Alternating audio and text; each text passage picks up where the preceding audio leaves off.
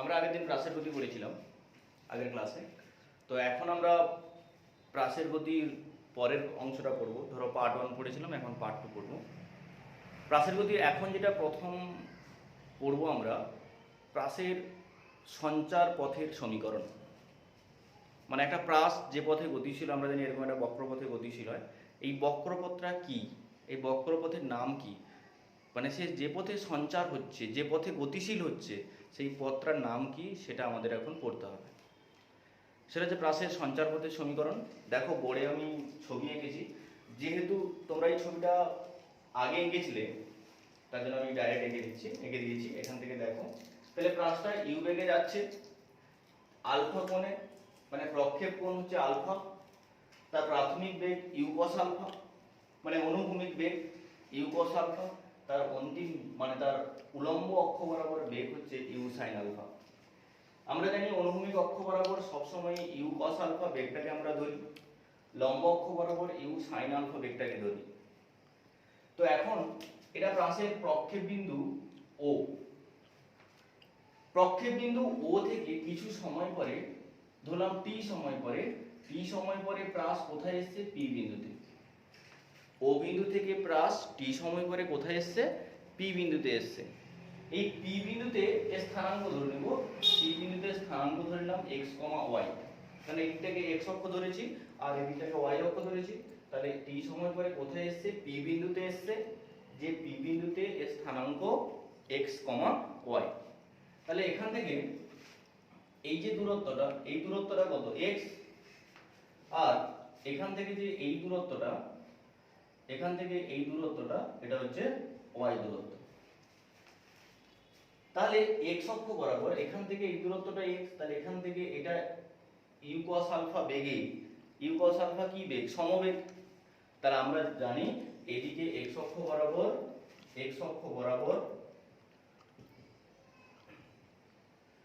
You cos alpha সমবেগে, you cos alpha সমবেগে টি সময়ে এক্স দূরত্ব অতিক্রম করবে। তাহলে ইউ কস আলফা সমবেগে এক্স অক্ষ বরাবর টি সময়ে এক্স দূরত্ব অতিক্রম করবে। তাহলে এক্ষেত্রে সমবেগে অতিক্রান্ত দূরত্বের সমীকরণ কি হয়, সমীকরণ s ইকুয়ালস টু vt। এই সমীকরণ অনুযায়ী তাহলে x equals to u cos alpha into t। তাহলে এখান থেকে t ইকুয়ালস টু কত, t equals to x by u cos alpha. তাহলে এখান থেকে আমরা একটা t এর মান পেলাম, যেখানে t ইকুয়ালস টু কি পাচ্ছি, x by u cos alpha. এরপর দেখো উপরের দিকে y অক্ষ বরাবর কত দূরত্ব, এটা y দূরত্ব। এই বিন্দুতে বেগ কত, ইউ সাইন আলফা বেগ। এটা কত সময় আসবে, t সময় আসবে। এটা g মন্দন নিয়ে আসবে, মানে উপর দিকে g মন্দন নিয়ে যাবে। তাহলে তখন কত দূরত্ব অতিক্রম করবে, না তখন s equals to ut minus half a t square. এটার ফর্মুলা অনুযায়ী এটা y ইকুয়ালস টু ইউটা u sine alpha t small t minus half into g into t square. তাহলে minus half g t square. তাহলে এখানে এই y অক্ষ বরাবর উপরের দিকে বেগটা কত, y অক্ষ বরাবর উপরের দিকে প্রাথমিক বেগ হচ্ছে ইউ সাইন আলফা। তাহলে এখানে এটা ইউ cos আলফা হবে না, এটা ইউ সাইন আলফা হবে, u sine alpha into t minus half g t square. এবার টি এর মানটা এখান থেকে বসাও, সমান u sine alpha into x by u cos alpha g into p হচ্ছে x by u cos alpha, এটা হোল স্কয়ার। সরল করো, তাহলে এখান থেকে কি আসবে, ইউ আর ইউ কেটে যাবে। তাহলে x tan আলফা মাইনাস, এটাকে এক লাইন লিখে দিচ্ছি প্লাস করে, প্লাস ও minus g by 2 u square cos square alpha whole into x square. ঠিক লিখেছি তো, g u square cos square alpha by x square. এটা কি সমান, y সমান। এটা 2 নম্বর সমীকরণ। এই 2 নম্বর সমীকরণটাকে আমরা কম্পেয়ার করব y equals two ax plus bx square সমীকরণের সঙ্গে।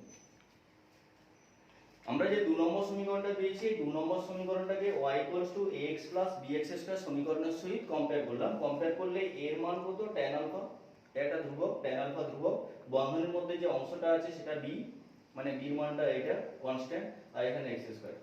তাহলে 2 আর 3 কে যদি কম্পেয়ার করি তাহলে দেখব এই যে 3 নম্বর সমীকরণ, এই 3 নম্বর সমীকরণটা কার সমীকরণ, না এটা একটা অধিবৃত্তের সমীকরণ। তোমরা যখন গণিতে স্থানাঙ্ক জ্যামিতি পড়বে সেখানে পড়বে যে অধিবৃত্তের সাধারণ সমীকরণ, অনেকগুলো সাধারণ সমীকরণ হয়, তার মধ্যে এটা একটা সমীকরণ যেটা y ax bx স্কয়ার। এরকম সমীকরণের চিত্র কিরকম হয়, না এইভাবে একটা চিত্র হয় এটা। তাহলে এটা হচ্ছে y ax bx স্কয়ারের লেখচিত্র। তো y ax bx স্কয়ারের যে সমীকরণ সেটা 2 নম্বরের সঙ্গে অনুরূপ। যেহেতু 2 নম্বরের সঙ্গে অনুরূপ তাহলে আমরা বলতে পারি 2 নম্বর সমীকরণটার যদি আমরা কোনো লেখচিত্র অঙ্কন করি তার লেখচিত্র এরকম হবে, যার নাম হচ্ছে অধিবৃত্ত। তাহলে একটা প্রাস যখন গতিশীল হচ্ছে, প্রাসটা কোন পথে গতিশীল হচ্ছে, এই বক্রপথে, এটা প্রাসের গতিপথ। তাহলে এই প্রাসের গতিপথটার নাম কি, না প্রাসের গতিপথটার নাম হচ্ছে অধিবৃত্ত। তাহলে আমাদের বলতে হবে যে যেহেতু 2 নম্বর সমীকরণটি y ax bx স্কয়ার সমীকরণের অনুরূপ, তাই প্রাসের সঞ্চারপথের সমীকরণ হবে একটি অধিবৃত্ত। ঠিক আছে, পরের কোশ্চেনে যাচ্ছি। এরপরে দ্বিতীয় কোশ্চেন, একটি প্রাসের সাপেক্ষে অপর একটি প্রাসের সঞ্চারপথ। তখন একটা প্রাস ছিল, এখন একটার সাপেক্ষে আর একটা প্রাস, দুটো প্রাসের ক্ষেত্রে ক্যালকুলেশন করছি। ধরো একটা প্রাস এইভাবে এসছে আর একটা প্রাস এইভাবে এসছে, দুটো প্রাস। এটার বেগ হচ্ছে u1, এটার বেগ হচ্ছে u2। প্রক্ষেপ কোণ আলফা, এর প্রক্ষেপ কোণ বিটা। x অক্ষ, y অক্ষ। u1 কে আলফা সাপেক্ষে উপাংশে ভাঙবো, তাহলে এই দিকের উপাংশ u1 cos আলফা, এই দিকের উপাংশ u1 sin আলফা। u2 কে বিটার সাপেক্ষে উপাংশ ভাঙবো, তাহলে এই দিকটা u2 cos বিটা আর এই দিকটা u2 sin বিটা। দুটো প্রাসের আলাদা আলাদা স্থানাঙ্ক ধরো এর এই প্রক্ষেপ বিন্দু O থেকে t সময় পরে দুটো প্রাস, একটা এসে p বিন্দুতে এসছে আর একটি q বিন্দুতে এসছে। প্রক্ষেপ বিন্দু O থেকে একই সময় পরে, সেটা হচ্ছে কত সময়, ধরো t সময় পরে প্রথম প্রাসটা p বিন্দুতে এসছে, দ্বিতীয় প্রাসটা q বিন্দুতে এসছে। p1 এর স্থানাঙ্ক x1, y1, দ্বিতীয় প্রাসটার স্থানাঙ্ক x2, y2। দুটো প্রাসের আলাদা আলাদা স্থানাঙ্ক ধরলাম। তাহলে এখন প্রথমটার ক্ষেত্রে যদি বলি, তাহলে এখান থেকে এই যে দূরত্বটা এটা কত, এটা x1, এখান থেকে যে এই দূরত্বটা এটা হচ্ছে y1। তাহলে যখন x1 দূরত্ব ক্যালকুলেশন করবে তখন হচ্ছে u1 cos আলফা বেগটা থাকবে সমবেগ।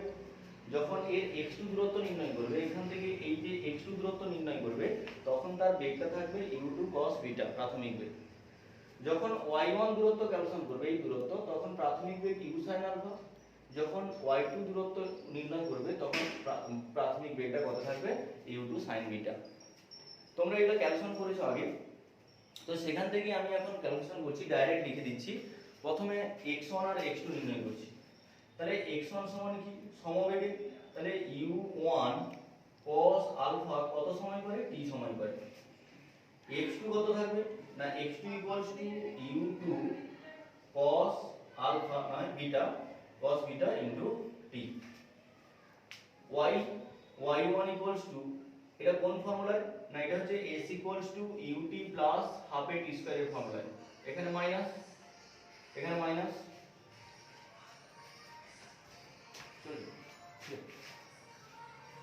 s ut minus half a t স্কয়ারের ফর্মুলায়। তাহলে এক্ষেত্রে u1 sin alpha into t, u1 sin alpha into t minus half g t square. দ্বিতীয় ক্ষেত্রে y2 equals to u2 sin beta into t minus half g t square. তাহলে প্রথম দুটো কি পেলাম? সমবেগী গতির ক্ষেত্রে অনুভূমিক অক্ষ বরাবর। আর পরের দুটো কি পেলাম? না পরের দুটো উলম্ব অক্ষ বরাবর, যেটা মন্দন্যে গতিশীল কণার ক্ষেত্রে।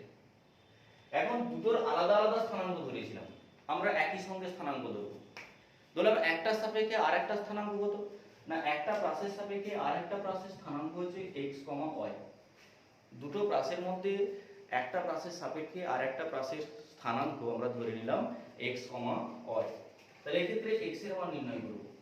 ভেক্টরের রিলেটিভ ভেলোসিটি অনুযায়ী আমরা x এর মান নির্ণয় করতে পারি। x1 থেকে x2 বাদ দিতে পারি, x2 থেকে x1, যে কোনো একটা থেকে একটা ডিফারেন্স নির্ণয় করি। ধরো x ইকুয়ালস টু, আমি ধরলাম x2 মাইনাস x1 সমান u2 cos beta into t minus u1 cos alpha into t। ঠিক আছে, কমন নিয়ে নাও। তাহলে u2 cos beta minus u1 cos alpha into t। দ্বিতীয়টার ক্ষেত্রে y equals two y2 minus y1। তাহলে y2 আর y1 এর মধ্যে হাফ টি স্কয়ার কেটে যাবে মাইনাস করলে, বাকি এই দুটো থাকবে। তাহলে u2 sin beta minus u1 sin alpha, এখানে t থাকবে এখানে t থাকবে, সমান u2 sin beta minus u1 sin alpha whole into t। এটা কি দেখো, এখানে যে আমরা ছবি এঁকেছি, এখানে আলফাটা প্রক্ষেপণ, বিটা প্রক্ষেপণ। তাহলে এখানে আলফা আর বিটা দুটো কনস্ট্যান্ট। আবার এখানে যে বেগ আছে, এই যে u1 বেগ u2 বেগ, এটাও ধ্রুবক। তাহলে যদি u1 u2 ধ্রুবক হয়, আলফা বিটা ধ্রুবক হয়, তাহলে যে বন্ধনীর মধ্যে অংশটা আছে এটা ধ্রুবক হবে। তাহলে এই ক্ষেত্রে এই ধ্রুবক মানটাকে কত লিখতে পারি? ধরো k1 ধরলাম, k1 * t। এই বন্ধনীর মধ্যে পুরো অংশটা হচ্ছে k1। দ্বিতীয়টার ক্ষেত্রে এই কনস্ট্যান্টটাকে লিখতে পারি k2 * t, কারণ u2 বিটা u1 আলফা এগুলো সবই ধ্রুবক। দুটোকে অনুপাত করে দাও। যদি y/x করি, তাহলে y/x করলে k2t k1t, k2/k1, t তো কেটে যাবে, থাকবে শুধুমাত্র k2/k1। k1 k2 দুটোই হচ্ছে ধ্রুবক, এটাকে আরেকটা আলাদা ধ্রুবক ধরে নিচ্ছি m। তাহলে গুণ করো y mx, y mx। তোমরা জানো যে y mx + c কার সমীকরণ? সরলরেখা সমীকরণ। তাহলে যেহেতু y mx + c সরলরেখা সমীকরণ, তাহলে এখানে c নেই, শুধু আছে y mx, তাহলে এটাও সরলরেখা সমীকরণ হবে। তাহলে আমরা কি বলেছিলাম? একটি প্রাসের সাপেক্ষে অপর একটি প্রাসের গতিপথ বা সঞ্চারপথ। তাহলে একটি প্রাসের সাপেক্ষে আর একটা প্রাসের গতিপথের সমীকরণ কি পেলাম? y mx। যেখানে y mx একটি সরলরেখা সমীকরণ, তাহলে একটি প্রাসের সাপেক্ষে অপর একটি প্রাসের সঞ্চারপথ একটি সরলরেখা হবে।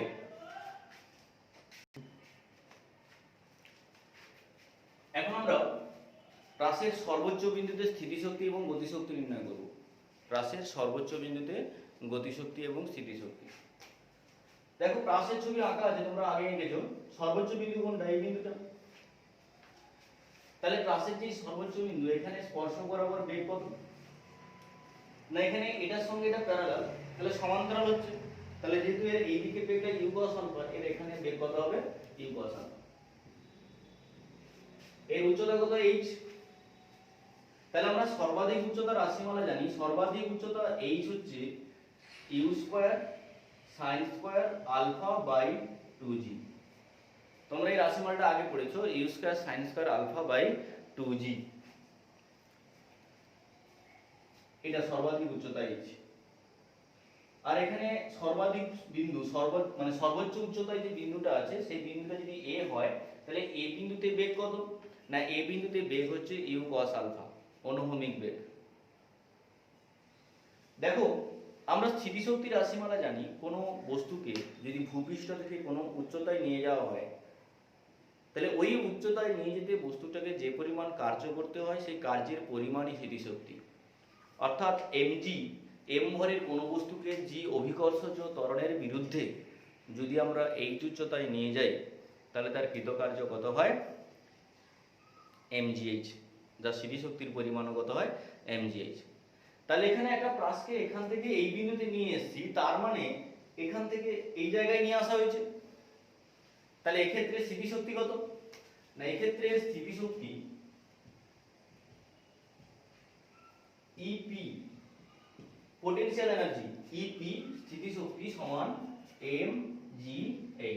এই h এর মান বসিয়ে দাও, সমান mg into u square sin square alpha by 2g সমান half m u square sin square alpha. EP equals to half m u square sin square alpha. এটা স্থিতিশক্তির রাশিমালা। তাহলে স্থিতিশক্তির রাশিমালা হচ্ছে half m u square sin square alpha. এখানে বেগ কত, u cos আলফা। তাহলে এই যে বেগটা, এগুলি v ধরি, v equals to u cos alpha. একজন ব্যক্তি যদি v বেগে গতিশীল হয় তখন তার গতিশক্তি কত হয়, হাফ m v স্কয়ার। তাহলে এক্ষেত্রে গতিশক্তি কত হবে, হাফ m v স্কয়ার। তাহলে গতিশক্তি ek equals to half m v square সমান half into m into u cos alpha তার হোল স্কয়ার। তাহলে এখান থেকে half m u square cos square alpha ek equals to half m u square cos square alpha. দুটো অঙ্কের জন্য, short কোশ্চেনের জন্য বা 2 নম্বরের জন্য খুবই ইম্পর্টেন্ট। তাহলে সর্বোচ্চ বিন্দুতে গতিশক্তি কত, এটা গতিশক্তি half m u square cos square alpha. স্থিতিশক্তি কত না, half m u square sin square alpha. সর্বোচ্চ বিন্দুতে গতিশক্তি এবং স্থিতিশক্তি। যদি বলা হয় যে প্রাসের সর্বোচ্চ বিন্দুতে মানে এই বিন্দুতে স্থিতিশক্তি আর গতিশক্তি যদি সমান হতে যায়, তাহলে এই কোণটার মান কত হবে। সর্বোচ্চ বিন্দুতে গতিশক্তি এবং স্থিতিশক্তি সমান হতে গেলে প্রক্ষেপ কোণ কত হতে হবে না, সর্বোচ্চ বিন্দুতে যদি গতিশক্তি স্থিতিশক্তি সমান হয় তাহলে শর্ত অনুযায়ী বসিত। তাহলে শর্ত অনুযায়ী লিখতে পারি যে ek সমান EP, মানে এই বিন্দুতে গতিশক্তি স্থিতিশক্তিকে সমান করে দিলাম, ওটা হতে হবে। তাহলে দুটো সমীকরণ বসে দাও, half m u square cos square alpha equals to half m u square sin square alpha. দেখো এখানে ek কত ছিল, half m u square cos square alpha, এখানে এটা হচ্ছে half m u square sin square alpha. তাহলে সবগুলো cancel হয়ে যাবে, থাকবে কত, তাহলে tan square alpha equals to 1। তাহলে এখান থেকে tan alpha equals to 1। tan alpha মানে কি b বাই a, সরি তাহলে tan আলফা সমান কত 1। তাহলে এখান থেকে tan alpha equals to tan 45, তাহলে আলফা ইকুয়ালস টু 45। তাহলে প্রাসের প্রক্ষেপ কোণ যদি 45 ডিগ্রি হয়, প্রাসের প্রক্ষেপ কোণ যদি 45 ডিগ্রি হয়, তবেই কেবলমাত্র সর্বোচ্চ বিন্দুতে গতিশক্তি এবং স্থিতিশক্তি দ্বিগুণ হবে। যদি কোনো কোশ্চেন থাকে যে গতিশক্তি স্থিতিশক্তির দ্বিগুণ হবে, আমরা কি এখানে বলছি গতিশক্তি স্থিতিশক্তি সমান প্রমাণ করলাম, যদি দ্বিগুণ বলে এখানে 2 গুণ হবে, 3 গুণ করলে 3 গুণ হবে। এই ফর্মুলা বসিয়ে তোমাদের ক্যালকুলেশন করতে হবে, ঠিক আছে। পরে ক্যালকুলেশনে যাচ্ছি। এখন দেখো বোর্ডে আমি দুটো কোশ্চেন লিখে দিয়েছি, এই দুটো কোশ্চেনকে প্রথমে বোঝাচ্ছি। 1 নম্বরে কি আছে, প্রক্ষেপ বেগ দেওয়া আছে v vector equals to ai cap plus bj cap, v vector equals to দিলে সর্বোচ্চ বিন্দুতে গতিশক্তি এবং স্থিতিশক্তি সমান হওয়ার শর্ত। প্রক্ষেপ বেগটা দেওয়া আছে, বলা হয়েছে সর্বোচ্চ বিন্দুতে গতিশক্তি আর স্থিতিশক্তি সমান কখন হবে। তাহলে প্রথমে তোমরা এটা সলভ করো, এটা সমাধান করো। v ভেক্টর সমান দেওয়া আছে ai cap plus bj cap. এখান থেকে আমরা tan থিটা নির্ণয় করব। তোমরা ভেক্টরে পড়েছো tan থিটা বা tan আলফা। tan আলফা সমান কি, এটা বাই এটা, তাহলে b বাই a। এবার সর্বোচ্চ বিন্দুতে গতিশক্তি স্থিতিশক্তি সমান হবে, তাহলে শর্তানুযায়ী গতিশক্তি আর স্থিতিশক্তি সমান হবে। তাহলে ek equals to ep। ek রাশিমালা half m u square cos square alpha, half m u square cos square alpha সমান স্থিতিশক্তি হচ্ছে half m u square sin square alpha. তাহলে half m u square cancel হয়ে গেল, তাহলে tan square alpha equals to 1, তাহলে tan alpha equals to 1। tan alpha সমান কত b বাই a, তাহলে এখানে b বাই a যদি বসাও এটা সমান 1, তাহলে b সমান a। তাহলে সর্বোচ্চ বিন্দুতে গতিশক্তি আর স্থিতিশক্তি সমান হওয়ার শর্ত হচ্ছে b ইকুয়ালস টু a যদি তার প্রক্ষেপ বেগ কত হয়, প্রক্ষেপ বেগ v vector equals to a i cap plus b j কে হয়। 2 নম্বর প্রমাণ, 2 নম্বর এটা সমাধান করছি। বলে কে গতিশক্তি সম্পন্ন একটি ব্রাশ অনুভূমিকের সঙ্গে 30 ডিগ্রি কোণে প্রক্ষেপ করলে সর্বোচ্চ বিন্দুতে গতিশক্তি এবং সর্বোচ্চ বিন্দুতে গতিশক্তি কত হবে। কে গতিশক্তি সম্পন্ন ব্রাশ, সাপোজ একটা ব্রাশের বেগ ভর m তার বেগ u, একটি ব্রাশের ভর m এবং তার বেগ হচ্ছে u, তাহলে এক্ষেত্রে তার গতিশক্তি k এটা সমান কি লিখতে পারি, হাফ m u স্কয়ার। এটা সাধারণ গতিশক্তি, এমনি গতিশক্তি। এবার 30 ডিগ্রি কোণে প্রক্ষেপ করা হয়েছে, তার সর্বোচ্চ বিন্দুতে গতিশক্তি নির্ণয় করতে বলেছে, সর্বোচ্চ বিন্দুতে। তাহলে সর্বোচ্চ বিন্দুতে গতিশক্তির রাশিমালা E কে equals to half m u square cos square alpha. তাহলে এখানে হাফ m u স্কয়ারের জায়গায় কি লিখতে পারি, k লিখতে পারি। আর cos আলফার মান কত, cos আলফার মান হচ্ছে 30 ডিগ্রি, তাহলে cos স্কয়ার 30 সমান k ইনটু cos 30 এর মান কত, √3/2, √3/2 তার হোল স্কয়ার সমান k ইনটু 3/4, তার মানে 3k/4, তার মানে 3k/4 এটা হলো সর্বোচ্চ বিন্দুতে গতিশক্তি। তাহলে এরকম কোন অঙ্কের ক্ষেত্রে এখানে দেখো কোশ্চেনটা অনুভূমিকের সঙ্গে 30 ডিগ্রি কোণ করেছে। যদি কোশ্চেনটা অনুভূমিক না থেকে যদি বলতো উলম্বের সঙ্গে কোণ করেছে, মানে এই কোণটা যদি উলম্বের সঙ্গে থাকতো 30 ডিগ্রি, তাহলে তোমাকে কিন্তু অনুভূমিকের সঙ্গে বের করতে হতো। তখন এই আলফার মান কত হতো, তখন আলফা হতো 90 - 30। যদি অনুভূমিক না থেকে যদি উলম্ব গতি ক্যালকুলেশন করতো বা উলম্বের সঙ্গে 30 ডিগ্রি কোণ বলতো, তাহলে আমাদের এই আলফার মান কত করতে হতো, 90 - 30।